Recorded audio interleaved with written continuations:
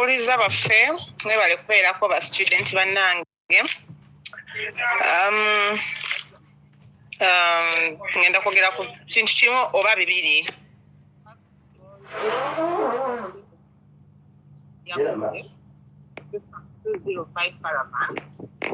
Ngenda okwogerako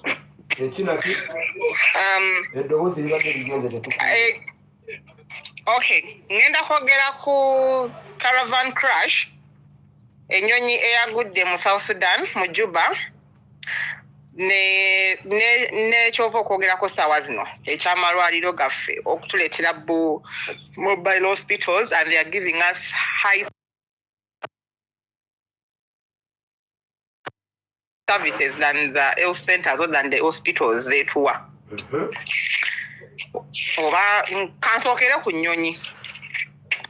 Ennyonyi eno tukitegedde yagudde ku Luri. Luri is in southwest Juba.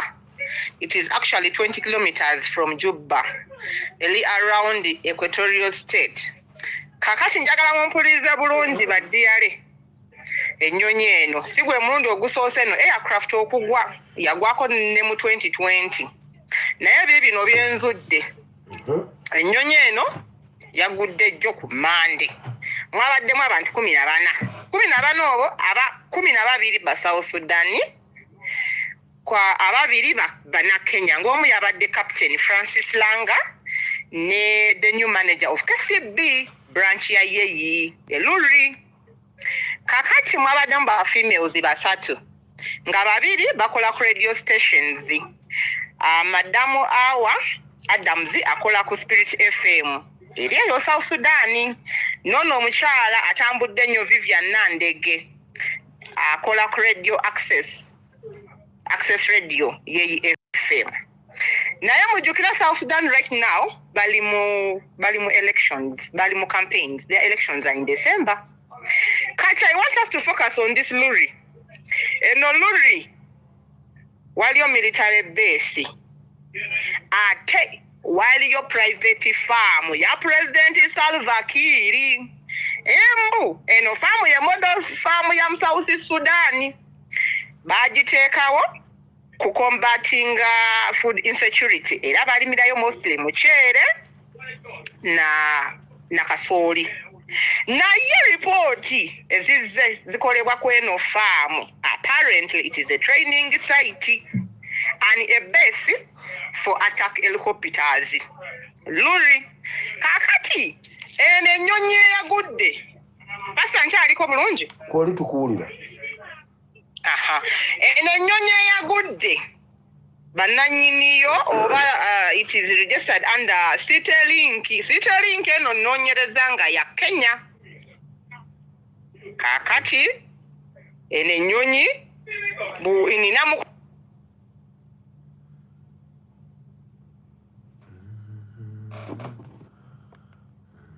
abizza mu kabokisi kange mu messenger bye bino byaŋŋambye.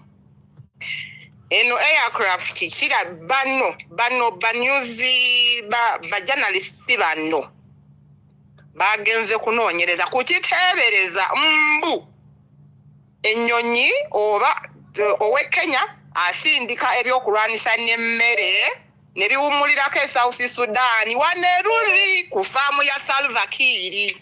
Ne balyoka babipangapanga. Jukira this area Equatorial State ne babipangapanga mbu ne mu Equatorial eri mu country waliyo ba rebels ba Museveni ne Kagame. Kakati zino wano ye base waliwo airstrip bino ebintu bijja ne bigwa wano ne babikuŋŋaanya ne babisaasanya ebigenda e Congo mu M23 n'ebisigala mu South Sudan okubiwa rebels, different rebel groups. Ono musajja ze yateekawo. Ate waliyo rebel groups mostly saawa zino bbiri.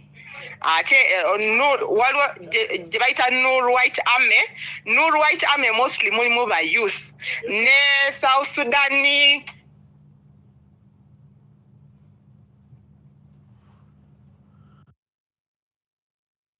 Kiir eno waliwo ne airstrip kakati bintu bituukirawo. Kakati apparently this journalist mbukirabika babadde balina be bagenze okuzuula kubanga nabo bakooye. Actually we muva ku live eno mugende ku posts z'aba South Sudan waliwo omwana 30 minutes past before you came yawandiise ng'agamba ba rebels ne government ba South Sudan's ne citizens and people living there babajje mu bintu byabwe bo bakooye. And other people are claiming eno saddaaka ya Salva Kiir ali mu kusaddaaka kubanga mu bana abantu 14 actually I realized one person is not mentioned anywhere because all the 13 names I have them. Captain Francis Langa, Charles Namensio, or your public prosecutions officer, waliwo Honorable Stephanie Laddu, or your government official, Brian Mwenge, KCB branch manager, Yakatani Komulimo, Onomona Kenya, Vivian Nandege, or Access Radio, Madam Awa Adams, or Spirit FM, Kemisha Florence, or Yomchala, Wario Friday Sebit, Santino Bakata, La Suba Santino, Faban Nixon, Emmanuel Aligo, and Sanya Godfrey. One person is missing. Era nemu manifest actually oyo muntu. Tali kulabika ne apparently they are 14 katoyo simanyi oba ye muna Uganda oba yani oba yabadagenze ku executing a mission simanyi. But all that thing is political related baade bagala kusanyawo bujulizi of that military base. You know, military base bagiteekako ko ne mu report ati bye South Sudan. Nenzijukira pastor wagamba if East Africa is not liberated the rest actually ono mukwano gwange kyangambye nangamba bannange Uganda ate muntu yambe kubanga Museveni afuuse ekizibu twali tulitanga lubalaato but he's just realizing. I remember that friend of mine I even blocked him. I unfollowed him on Facebook. Nengero wengenze nga njagala amawulire g'ejjubaago. I unfollowed him netuddamu netwogera angambye ekiri mu government kitokota. They have just realized in Salva Kiir Perpetua Museveni.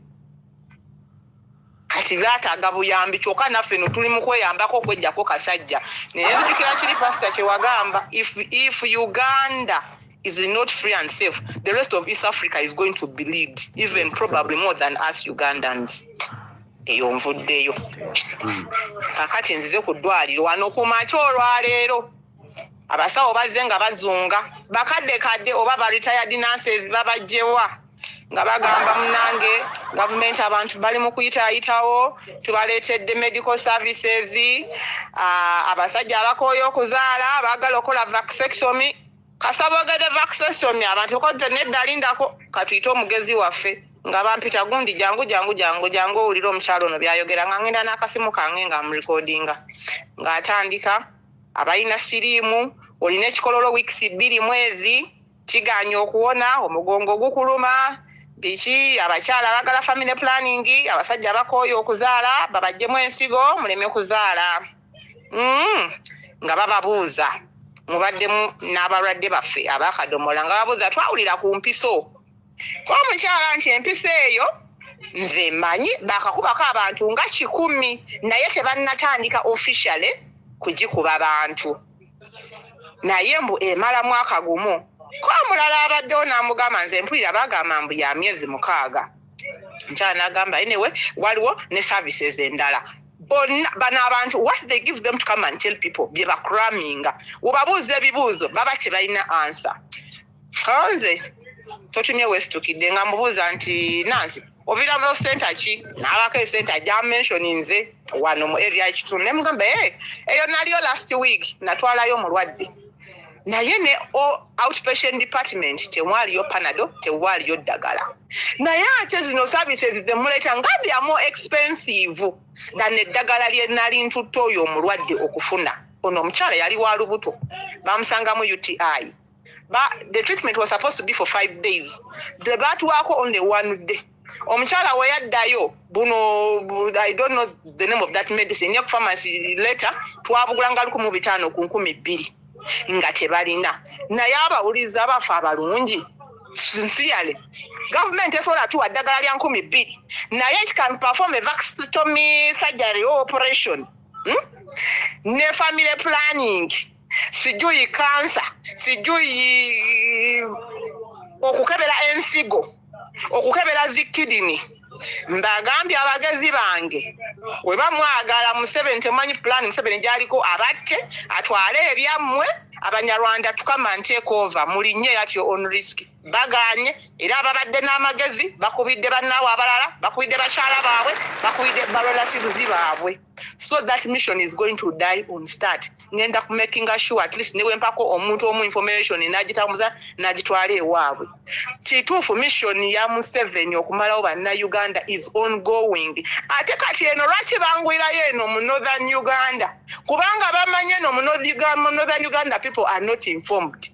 Ate kye bakimanyi mu Northern Uganda waliyo n'abantu abamanye ennimi cross board. Nze pasa okwogera Olugisu n'Olugwere n'Oluganda n'Olunyolo n'Olukiga n'Olunyankole ninziramu mu Lulango. Kati Museveni kyatamanyi kati banguwidde wano nze wendi eyo mission is dead on arrival. Era tumgenda gitambuza ngenda kwatagana ne bannanga abali wano tutambuza information. Museveni togenda kutta bannayuganda kankayiseewo ne mu Lulango langiwa terejo metumala kyakubiwu plan wera tie mennekowa Pero mokobani wera romokelo mobile hospital ameni tiame tutimu kani vasectomy kani chwampemi renewal monamiru family planning kani ya urani jotia checking ngoni operations are made expensive kuni da hatalewa health center foko makari $1 mwani petie moncha annual ping moncha annual ping da hatal ne na mama kit na pay da hatal eka iteta minti ya unu kani ja ugololahi kani ja utimu vasectomy pingo wera petia mitu annual. Why doesn't Museveni want us to give birth to children?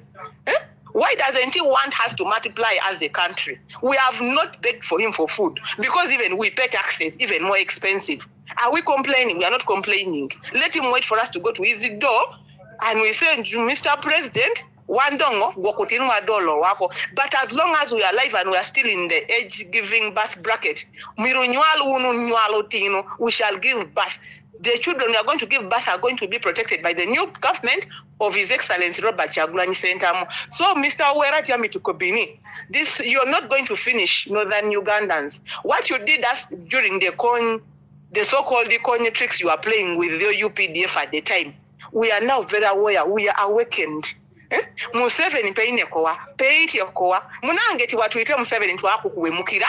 Twakukuwemukira kasaize iwokolo Kampala atako twakukuwemukira isobala mwana bachola ate Northern Uganda ndo tumaite tiwatuite tiwatumalewo. Pastor byebye byange kankuleko tuweereze bulungi ne mukama akuwa mukisa pastor mutuufu. Atakugoberera nga wogambye nze n'olwaleero ngenda kwongerako abantu okukufollowinga because we shall not liberate ourselves until information reaches each and every Ugandan. Exactly. Mukama akumpera omukisa pastor. Amina nyawo nange mukama akumpera omukisa. Yes. Bannayuganda Bayibuli egamba Mukama yatugamba nti tuleme okubeera abawuliza obuwuliza ab'ekigambo naye tubeere abakozi. Tubeere abakozi b'ekigambo. Kyenkusaba kiri ekintu kimu. Bwe tuba tulina ebintu bye twogedde kale bw'oba tobikkiriza tobiwakanya. Kola okunoonyerezaako. Kola okunoonyerezaako. Waliwo abantu abamu abagamba naye abo abali ebweru bo babimanya biti ebya wano. Bo babimanya batya nga ffe tetunnabimanya balimba.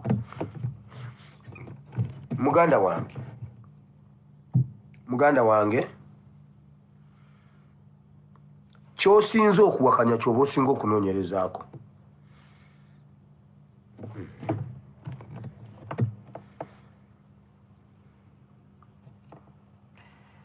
Tukole ogwaffe weebale Mukama kubanga neyo message etuuse ekitiibwa n'ettendo tubikuddisa era abantu bonna ne bagamba amin. Lwaki olusisira lweyongedde nnyo ate ani akuba? Mwagala kuntwalako olunaku lwaleero wangi?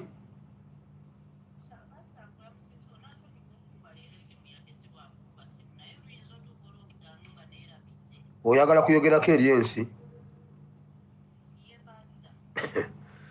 ebana kimungu byogera ne bagamba nti twerogoosa simanyi aba NUP twagwa eddalu naye pasita kino nkiwaka ensi ekuwulira nze nkutadde mulawudi bakuwulira pasita ogambye olina ebintu byowagambye okuva jjo n'ekiro ne leero pulaani z'abantu tumalawo fe abannayuganda nga muli ey'abakadde kati nze gye ngenda okwogerako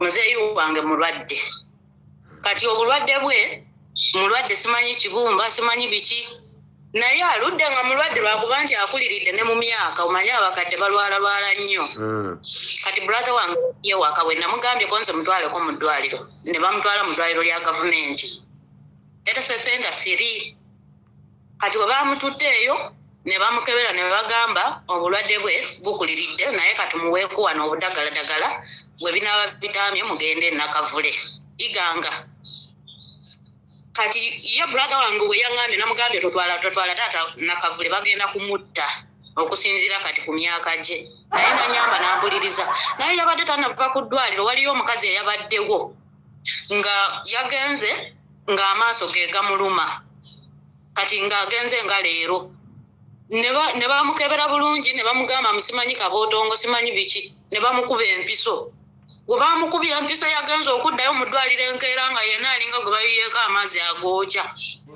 okumanya nga bano abantu babi bamuggyeko ekitabo tebakimuddiiza kyeyagenze nakyo mu ddwaliro ne bamugoba n'omugoba mu ddwaliro kati omukazi ali eyabookya omubiri gwonna yeeyokeza talina walamu yenna bamukubye butwa so abantu babeere siriyasi ebintu babitwale baleke bitwala for granted ebintu bituufu gye biri bali kuttira ddala abantu abakuliridde mu myaka bali kubatta abantu bave mu malwaliro ga gavumenti amaddagala agaliyo kati amaddagala agaliyo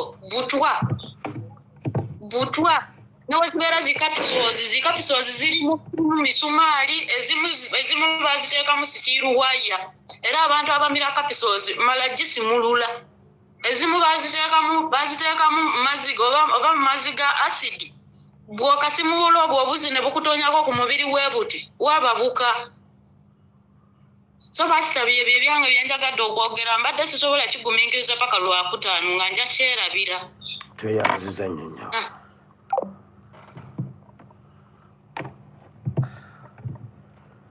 kakati nno bali ebyo ku Friday temujja kukuba ssimu ani alina kyayongerezaako ku kyebyobulamu mu ggwanga Uganda essimu nga 2-3 eddala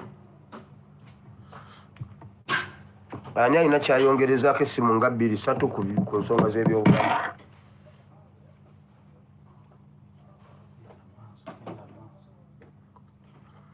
bwe ntandika okwogera temukuba mbakakasa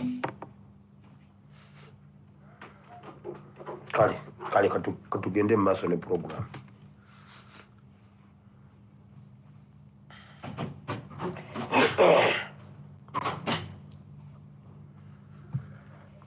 tulina Yesu okay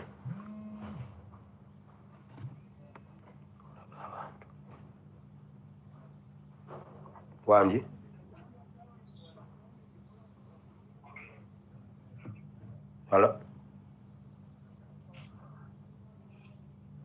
hello kale sebo oyagala kuyogerako eri ensi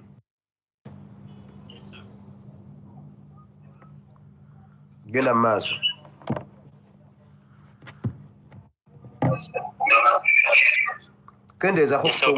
kendeezaako ku kyowuliririzaako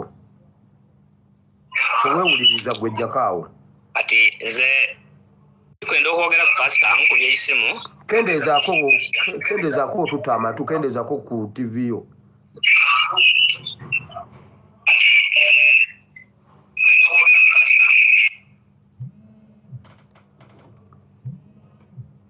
wanji yes pastor nze munyankolewo e Sweden nyabo tusanze okuwuliza mami nze ndina obujulizi ku byobulamu ndina abaana abawera nga 9 e Uganda bendabirira naye mwabo waliwo abamwanyinazi bana.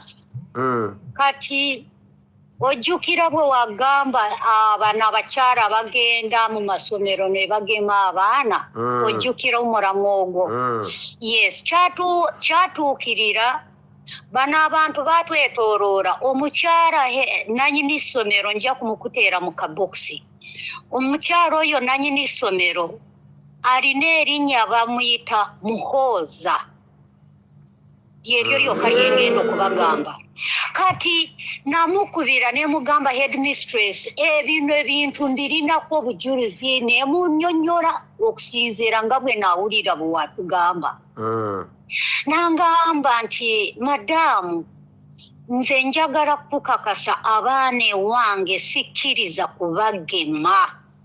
Era nangamba nti waliwo incidence eyatuuka nti babagwira bugwizi nti abaana babawa ebikerenda. Njagala wano muwuliriza abawuliriza tugabane entegeera nti abaana abo babawa ebikerenda abaana abawala abalenzi ne babawa kadoozi oba nyinza okugamba okutoonyeza mu kamwa oba banakitege. Kati mwabo be baawa ekikerenda namugamba olishuwa muwala wange tebamuwadde ekikerenda nti abo bonze n'abatutte mu ddoomu nembagalirayo. Naye kyagenda okuzuuka omwana bwe yawumula namugamba netwogera nze abaana twogera nga tebantidde. Nagamba nti anti madamu yakulimbye batuwa ebikerenda netubimira naye results zezino nja kufunza. Omwana yasooka okufuna ebizimba mu matu n'ebifaananyi bw'oba obyagadde nja kubikuwa naye omwana alabikawo bajja kumutegeera. Olwavaako omwana ne bamusindika waka nemba okumutwala mu ddwaliro lye naakolagana n'abasawo beneekakasa ne bangamba nti yafuna alina eddagala lyeyamira eryamureactingako. It reacted on her antibodies.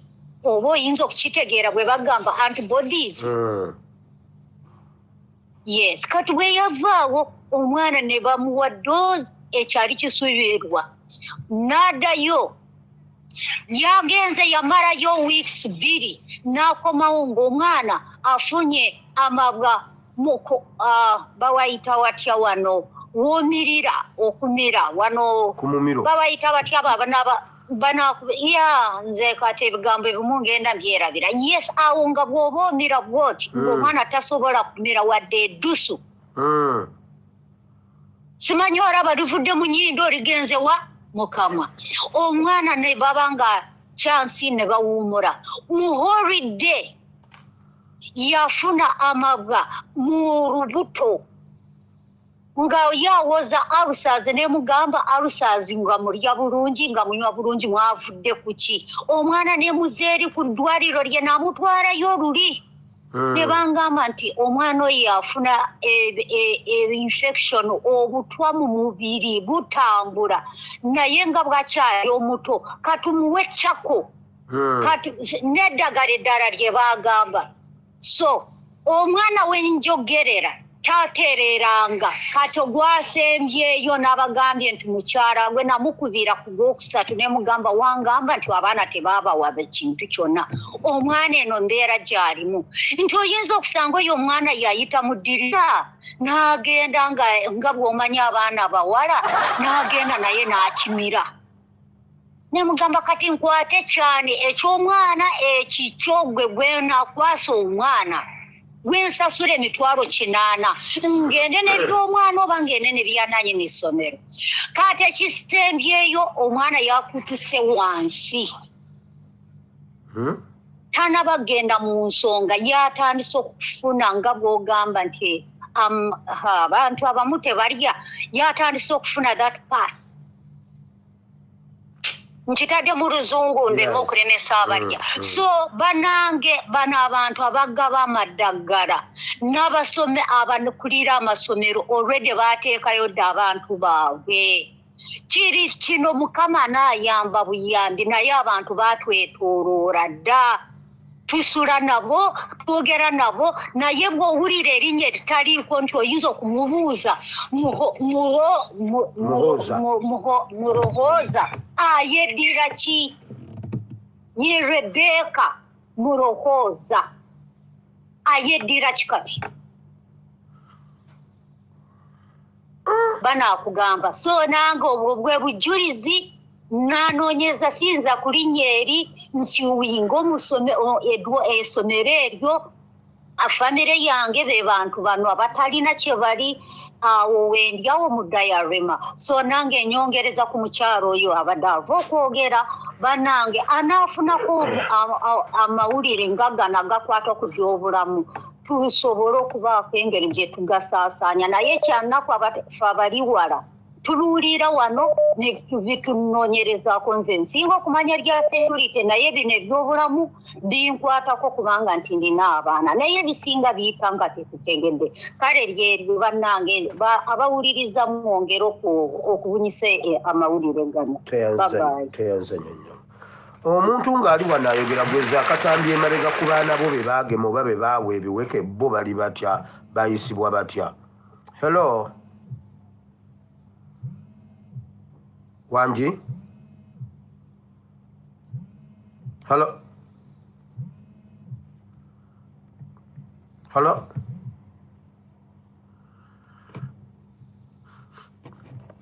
Waliwo n'abadde akuba naye.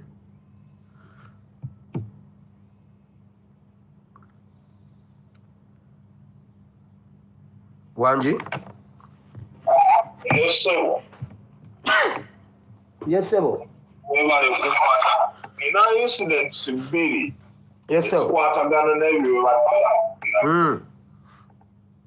Esooka ya muzzukulu wange namutwala mu ssomero lya mukwano gwange alina facilities ennungi era abantu balina kye batwala bagenda bugenzi ku ssomero gwe n'osasula olumu nga batandise ebyokugaba ebyamalagala omwana nali namukosoninga nti togezaako kumira ddagala lyonna oba kisoboka lwana omwana yavaayo yagamba nti baatukwata n'ekifuba nga bayinza okukwata abantu nga babiri oba basatu ne bakukakoomera eddagala era eventually omwana oyo yagenda nga alwala awo kutuusa bwe nawulira incident eyo ne mukyusa ne mujja mu ssomero eryo naye omwana buli kiseera akomplaininga alusaazi mwana muto naye twatumusuubira kulwala alusaazi ate sigamba nti balya bubi naye buli kiseera akomplaininga alusaazi ati baani ebintu bwe bityo obwo obuzibu alina incident emu eyokubiri mu biseera maama wange nga bukadde alina emyaka nga 9 oba plus yali mu kkanisa emu ekkanisa Banyarwanda beereere simanyi lwaki yagyesibamu oba lwaki yayagala nnyo okubeerayo naye kyemmanyi bamufunkiisinganga nga bamwetaaga nga bamanyi nti bajja mujjako ettaka kuba balina esosolandi nga nnene bamanyi nti nno senga ekintu kyonna kihapeninga basobola okumujjako ettaka kati ndoza ensonga lwaki bamwesibako omukadde oyo bamupakulangawo ne bamutwala mu ddwaliro omukadde yali talina bulwadde bwa mutima nga talina bulwadde bwonna buli awo okujjaho gama ti abakadde balumwa amagulu oba kitayagala okuluma omugongo gwaki olw'emyaka naye baamuwanga eddagala expired baamuwanga eddagala ly'omutima kati bwe yaddanga waliwo omwoyo muzira kiseera jjanga n'akyetumbira mu ddagala ly'ebiti ebintunga n'agamba nti eddagala lye bamuwadde si bye bimuluma ono baagala kumumalawo bumazi era eventually baamupakulawo one time ne bamutwala gye baamujja ne tumutwala mu ddwaliro eddala era eyo gye yafiira eyo situation egenda mu maaso balina bingi bye bakola Abanyarwanda amakanisa ago ge mulaba mabi asimu wayogeranga ekintu ekyo nti abantu muve mu makanisa ekirungi kimu nti abantu bakanisa n'okulaba lwaki bamanyi nti ne Kakande mu Munyarwanda oba Mulumbi abantu baali tebakkiriza nti Sserwadda mu Munyarwanda abantu baali kugamba abantu bangi nnyo amakanisa mangi gwewameka Abanyarwanda Sserwadda bagulumize bayitirivu n'abaava e Rwanda nga babagoddeeyo ne badde ne batandika amakanisa mu Uganda bayitirivu. N'olwekyo tulina ekizibu kinene okusensitizinga abantu kyandiyambako omukazi ow'erira akoze bulungi nnyo okuba nti akola omulimu ogufaanana bwe gutyo. I think buli ali kuno akole ekintu kimu agende ng'ategeeza abantu bave ku Banyarwanda bakyawe Abanyarwanda baboole Abanyarwanda babaviire mu buntu tebasosietinga n'Abanyarwanda pulaani yaabwe enkukuutivu nnene nnyo mbi nnyo eri Bannayuganda. Tweyanziza nnyo.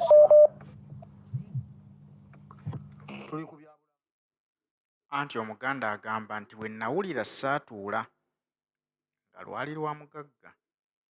Bw'owulira ebintu bino gw'okakasa nti osobola okutuula obutuuzi n'ogamba nti tebikkwatako, okakasa nti waakiri n'okwongerayo information ku mulala kinakkaluubirira, gw'oyinza okuba ofunye chance n'obiwulirako obitegedde. Yongerayo message eno otaase abalala abatannaba kukitegeera. Tutegeere nti ddala tuli mu buwambe. Eggwanga Uganda lisaanawo. Baddidde emigigi emito bali mu kugiwa eddagala ery'oluleekereeke babagema enkya n'eggulo nga baagala okulaba nti basaanyaawo omugigi omuto ogusibuka. Bwe bajja ku bavubukavubuka bagamba nti ate bano bajja tufuukira ekizibu kubanga singa bakira enkya ne basituka okwagala okulwanirira eggwanga lyabwe, nakyo kizibu kiri awo tetujja kusobola kontrolinga mbeera eno. Kakati buli wamu batwetoolodde babadde balaba ng'abazeeyi be batalina buzibu ku gavumenti yaabwe. Naye bagenze okuwulira nga Bannayuganda okuzuukwa kwe bazuukuseemu. Ekyamazima ebyama bye bamanyi, ababye babuulira bateekwa okuba ba myaka egyo egy'abamaama bajjajjaffe abakuze emyaka. Kakati bagamba nti nabo tetubaleka kuyinaayina. Baddidde nti nabo batandise okubeera nga babasonjola. Oyagala toyagala, bw'oweza emyaka 60 okudda waggulu, toddamu kugenda mu ddwaliro lya Uganda erya gavumenti. Waakiri kola ekisoboka ofuneyo personal doctor wo. Tetenkanya akasente okamuwe akebere akubulira obulwadde obukuluma n'engeri gy'oyinza okwejjanjabamu. Akuwa eddagala ettuufu otaase obulamu. Kubanga bali ku bakadde baffe be tubadde tulinamu essuubi kati be bali mu kunogola omu ku omu. Gw'obadde olowooza nti bandibadde baagazaaki omukadde w'emyaka egyo, bandibadde batya ki? Naye bagamba nti kati ate bano bajjajja bye bamanyi bingi nnyo nnyo bye bali mu kubuulira abazzukulu baabwe. Abazzukulu bakozesa advantage eyo okusituka nga balina ensonga lwaki basituka okulwanirira ensi yaabwe. Kati ke tutegedde kituyambe naffe obuteetuulako. Bwe tutedde nti bali mu kuggyawo bakadde baffe, kati ate bbe essuubi lyabwe liba limu ffe nno. Tusituke tulwanirire bakadde baffe ng'embeera tennaba kwonooneka. Kubanga abasinga obungi bwe bawulira bino bagamba nti ebyo biboozi biri ku social media. Naye Omuganda agamba nti gwe kitaliiridde nnyina yagamba nti linda bukye. Bwe kirikwata ku wuwo wamma ojja kujjukira nti kale baabyogera nabiwulira, oba singa nasitukiramu ne mbaako kye nkola, ate osanga obulamu bwa mukadde wange nandibadde nsobola obuseevinga. Kati eno y'essaawa tusituke tulwane.